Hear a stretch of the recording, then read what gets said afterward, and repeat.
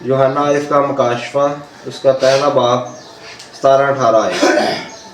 जब मैंने उसे देखा तो उसके पाँव में मुर्दा सा गिर पड़ा और उसने ये कहकर मुझ पर अपना दाहिना हाथ रख कर कहा, खौफ ना कर, मैं अव्वल और आखिर और ज़िंदा हूँ। मैं मर गया था और देखो अबदुल अबाद ज़िंदा रहूँगा, और मौत और आलमे असफल की कुंजियाँ मेरे पास हैं। खुदाम के पाक कलाम का पढ़ा और सुना जनाब सब के लिए बाइस बरकत हो। आज हमारे लिए खुदावन के ज़िंदा कलाम में से बहुत खूबसूरत कलाम है। यीशु मसीह का, इस हमारे टॉपिक है यीशु मसीह का जी उठना हमें बदल देता है।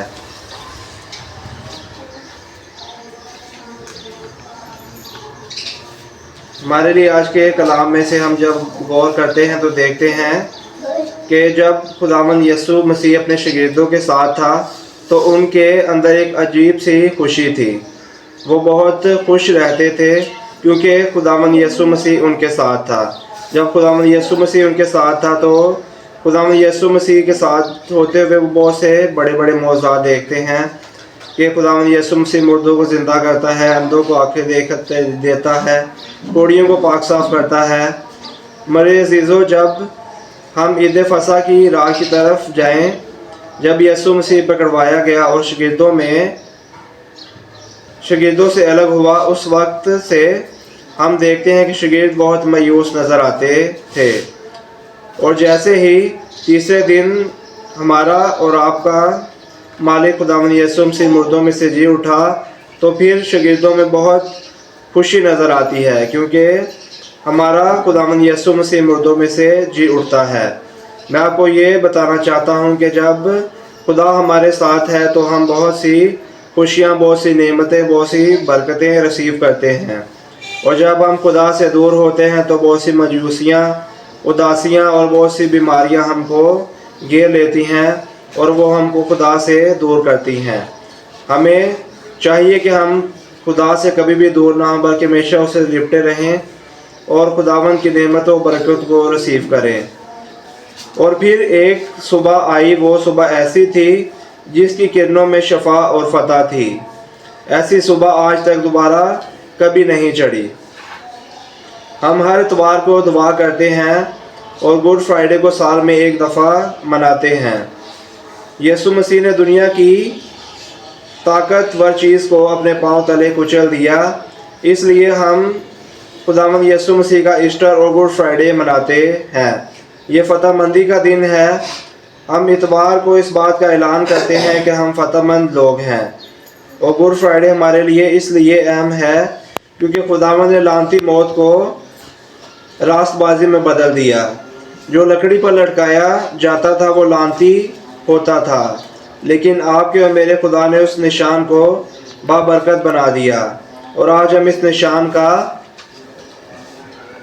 अपने माथे पर बनाकर फ़ख्र महसूस करते हैं क्योंकि हमारा खुदावंद यीशु मसीह सलीब पर फातह हुआ है। यीशु मसीह अपने बारे में बताता है कि मैं पकड़वाया जाऊंगा, मुझ पर लानतान किया जाएगा, मुझ पर थूका जाएगा। और पतरस ये सब सुन रहा था और पतरस बोलता है, ऐ रबी, ऐसा ना होगा। यीशु ने पतरस से कहा, ऐ शैतान दूर हो, तू खुदा के मंसूबों को रोकता है। मेरे अज़ीज़ों, हम भी अपने ज़िंदगी में खुदा के मंसूबों को पूरा नहीं होने देते। खुदा ने हमारी ज़िंदगी में बहुत से प्लान रखे हुए हैं। हम लोग जो खुदा के कामों में रुकावट डालते हैं, खुदा अपने वादों का पक्का है। उसने जो कहा वो करके दिखाता है। खुदावंद यीशु मसीह अपने कहे के मुताबिक तीसरे दिन मुर्दों में से ज़िंदा हुआ और हालेलुया हमारा नारा है। और अब जब सरदार काहिन खुदावंद यीशु मसीह कब्र में था तो उसने पिलातूस से कहकर कब्र की निगहबानी के लिए पहरेदार लगाए। पिलातूस ने कहा, तुम वहाँ पहरेदारों को बिठा दो। मेरे अज़ीज़ों, मैं आपको बताना चाहता हूँ वो यीशु जो 33.5 साल की खिदमत किसी भी तरह का प्रोटोकॉल किए बगैर करता है, जहाँ भी जाता है भीड़, बड़ी भीड़ उसके साथ होती है। मगर प्रोटोकॉल नहीं होता। इस दुनिया की तरफ देखें तो इस दुनिया के बड़े पास्टर या बड़े लोग प्रोटोकॉल लेना पसंद करते हैं, क्योंकि वो अपने आप को नुमाया करते हैं कि हम बहुत बड़े लोग हैं या हमारे पास कुछ है जो हम दूसरों को बांटते हैं, इसलिए हमें प्रोटोकॉल की ज़रूरत है। कोई भी हमें नुकसान पहुंचा सकता है, लेकिन खुदावंद यीशु मसीह ने किसी किस्म का प्रोटोकॉल नहीं लिया। वो जहाँ भी जाता अकेला ही जाता। और मेरा यीशु जो कब्र में है उसके बाहर पहरेदारों को बिठा दिया गया। मुर्दार नहीं जानते थे वो ज़िंदगी का मालिक है, उसके लिए बाहर आना मुश्किल नहीं। वो आलमे अरवा में और भी काम कर रहा है। रास्तबाजों को अपने साथ आलमे अरवा से बाहर ले आने के लिए उसने वहाँ पर 3 दिन मनादी की है। अगर यीशु मसीह में गुनाह होता तो वो मुर्दों में से ज़िंदा ना होते, क्योंकि जो कुर्बानी दी जाती थी वो बेऐब बरे की दी जाती थी कि वो बरा बेऐब होना चाहिए। और हमारा खुदावंद यीशु मसीह बेऐब बरा है। हम जानते हैं कि जब यीशु मसीह को पिलातुस के सामने पेश किया गया तब भी उसमें कोई गुनाह ना पाया गया। तो पिलातुस ने अपने हाथ धोकर कहा कि मैं इसमें कुछ गुनाह नहीं पाता, ये बेगुनाह है। तो लोगों ने चिल्लाकर कहा कि इसको सलीब दो। तो उसने अपने हाथ धोकर कहा कि इसका खून तुम पर और तुम्हारी औलाद पर। ये बात साबित होती है, इस बात से साबित होता है कि खुदावंद यीशु मसीह बेऐब बरा था। यूहन्ना रसूल भी कहता है कि वो बेऐब बरा जो जहां के गुनाहों को उठा ले जाता है। मेरे अज़ीज़ों, उसने हमारे लिए कफ़ारा देकर पाक तरीन बदन देकर अब्दी मकान में दाखिल हो गया और हम सब की खलासी की। वो कब्र में नहीं रहना चाहता था, वो रूहानी ज़िंदगियों में रहना चाहता है और आपकी और मेरी ज़िंदगी में रहना चाहता है, ताकि हम भी खुदावंद यीशु मसीह के बरगज़ीदा और पसंदीदा लोग बनकर उसके हुक्मों के मुताबिक ज़िंदगी गुजार कर उसके लोग बने और उसके अच्छे खादम और खादमा बनकर अपनी ज़िंदगी को बसर करें। हमारे लिए आज फतह मंदी का दिन है और हमारे लिए बहुत खुशी का दिन है कि हमारा खुदावंद यीशु मसीह आज खुदावंद यीशु मसीह मुर्दों में से ज़िंदा हुआ है।